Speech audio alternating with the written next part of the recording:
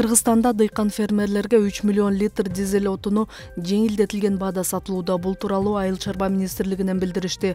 Маалыматка ылайык, дизель отунунун үзгүлтүксүз жеткирүүнү камсыз кылуу максатында мамлекеттик материалдык резервтер фонду менен Red Petroleum компаниясынын ортосунда түзүлгөн келишимдин негизинде дыйкан фермерлерге дизель отуну базар баасынан төмөн 65 сомдон сатылууда. Бишкек шаарында ичүүчү сууга болгон абалдын жакшырышына байланыштуу унаа жуучу жайларды, мончолорду, бассейндерди жана башка объектилерди иштетүүгө уруксат берилди. Ичүүчү суунун жетишсиздигин жоюу боюнча активдүү иш-чаралардын алкагында унаа жуучу жайлардын, мончолордун, бассейндердин жана суу менен камсыздоого көз каранды башка объекттердин иштөөсүнө убактылуу чектөөлөр алынып салынды. Аталган объектилердин ээлери Бишкек суу канал өндүрүштүк эксплуатациялык башкармалыгынын чектөөнүн убактылуу пломбасын өздөрү чечип, бул тууралуу райондогу кураторуна билдире алышат. Ичүүчү суунун тартыштыгынан улам мурда киргизилген чектөөлөр көптөгөн ишканаларга жана шаар тургундарына кыйынчылыктарды жана ыңгайсыздыктарды жаратты. Бирок бизнес чөйрөсүнүн жана калктын биргелешкен аракетинин натыйжасында көйгөйдөн чыгууга жана суу түтүктөрүндөгү жүктү азайтуу мүмкүн болду деп белгилешти мэриядан. Кырдаалдагы оң өзгөрүүлөргө карабастан Бишкек суу канал башкармалыгы бардык тараптарды мындан ары да суу ресурстарына кам көрүүгө жана ичүүчү сууну үнөмдүү пайдаланууга чакырат. Бишкекте таштандыларды бөлүп чогултуу үчүн заманбап контейнерлер орнотулду. Муниципалитеттен билдиришкендей, контейнер аянтчасы Токтогул жана Тыныстанов көчөлөрүнүн кесилишинде пайда болду. Аянтча таштанды контейнерлерин сактоо үчүн модулдардан турат. Ошондой эле тиричилик таштандыларын сорттоонун пайдасы жөнүндө маалымат такталары жана өндүрүүчү компаниянын QR коду бар. Мындан тышкары аянтчанын маңдайында ошол эле компаниянын акылдуу интерактивдүү коомдук транспорттук аялдамасын орнотуу кызуу жүрүп жатат. Ошону менен бирге Токтогул көчөсү, Тыныстанов көчөсүнөн Эркиндик бульварына чейин түндүк тарабынан 10 даана жаңы көчө чырактары орнотулду. Белгилей кетсек, пилоттук долбоорду ишке ашыруу 1-Май районунун акимчилиги менен ишкерлердин кызматташуусунун алкагында Чайков кофейнясынын демөөрчүлүгү менен ишке ашырылып жатат. Бишкекте Оймо 2023 12 эл аралык салттуу маданият жана кол өнөрчүлүк фестивали өтөт. Бишкек мэриясынан билдиришкендей, фестиваль 27 июльдан 30 июлга чейин Бишкектеги Курманжан Датканын эстелигинин алдындагы аянтта өтүп, андан соң 1 августтан 3 августка чейин Ысык Көл облусунун Тамчы айылында уланат. Ал эми 4-6 август күндөрү фестиваль Чолпон Ата шаарындагы ипподромдун алдындагы аянтчада өтмөкчү. Оймо фестивалынын максаты Кыргызстанды экологиялык таза жана маданий туризмдин өлкөсү катары таанытуу, улуттук жана региондук кол өнөрчүлүк рыногун өнүктүрүү, Кыргызстан менен Борбор Азия элдеринин маданий мурастарын сактоо, мурас негизинде курулган чыгармачыл бизнес тармактарды колдоо болуп саналат. Фестивалда кол өнөрчүлүк жарманкесин, мастер-класстарды, көргөзмөлөрдү, этно-мода көргөзмөлөрүн, эко-акцияларды көрүүгө болот. Ошондой эле конференцияларга, тегерек столдорго, музыкалык программаларга катышып, салттуу ашканадан даам татып, каада салттарды жана ырым-жырымдарды көрүүгө болот. Белгилей кетсек, Оймо эл аралык фестивали Кыргызстандын жана Борбор Азиядагы көптөгөн туристтик фирмалардын календарлык пландарына киргизилген.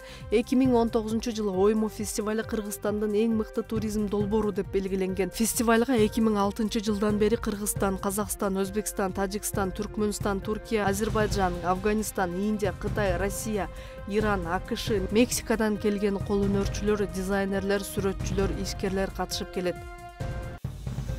25 июльда саламаттыкты сактоо министри Гүлнара Батырова Кытайдын Кыргызстандагы элчиси Ду Девень менен саламаттыкты сактоо тармагындагы кызматташуунун келечегин талкуулады. Саламаттыкты сактоо министрлигинен билдиришкендей, Ду Девень Кытайдын саламаттыкты сактоо боюнча мамлекеттик комитетине караштуу эл аралык кызматташтык борборунун ушул жылдын сентябрь айында экспресс ден соолук долбоорун ишке ашыруу боюнча пландары тууралуу маалымат берди. Элчи белгилегендей, бул долбоордун алкагында 600 кыргызстандыкка катаракта илдетине бекер операция жасоо пландалууда. Операциялар улуттук госпиталда жана Ош облустар аралык бириккен ооруканасынын базасында жүргүзүлөт.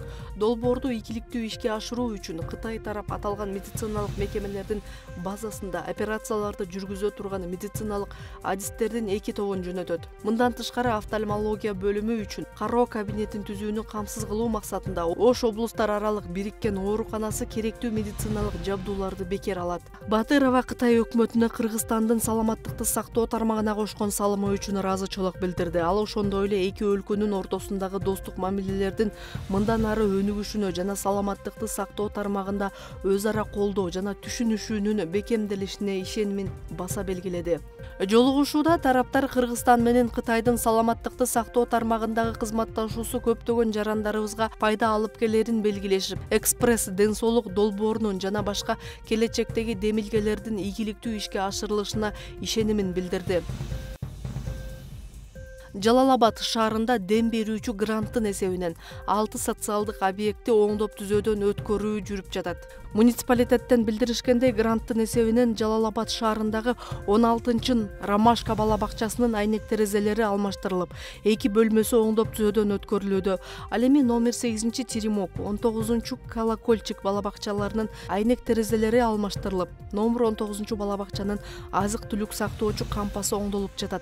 Мындан сырткары номер 3-чү үй бүлөлүк дарыгерлер тобунун айнек терезелерин алмаштыруу, фасадын жаңылоо, номер 6-чы үй бүлөлүк дарыгерлер тобунун жана номер 8-чи мектептин имаратын капиталдык оңдоп түзөөдөн өткөрүү жумуштары жүрүүдө. Күн мурун 26 июлда шаар мэринин орун басары Айбек Жолдошов аталган курулуштардын жүрүшү менен жеринде таанышып, куруучуларга жана тиешелүү адистерге курулуштун сапатына көңүл буруу жана өз мөөнөтүндө бүткөрүү тапшырмасын берди. Белгилей кетсек, Жалал-Абад шаарында дем берүүчү гранттын эсебинен жүргүзүлүп жаткан курулуштардын сметалык баасы 19.704.804 сомду түзөт.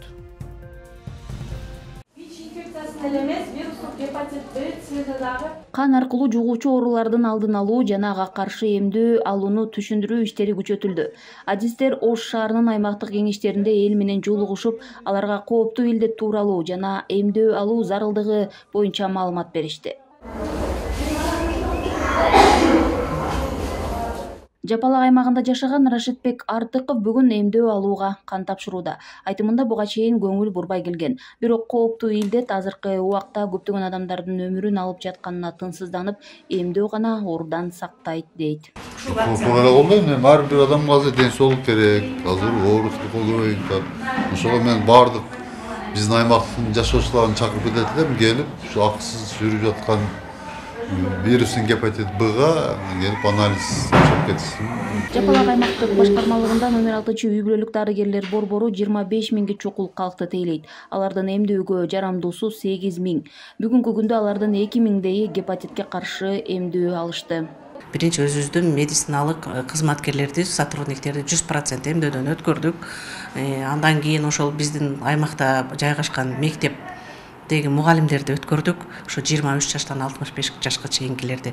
Андан кийин бала бакчаларда иштеген сотрудниктерди өткөрдүк. Аларды да 100%.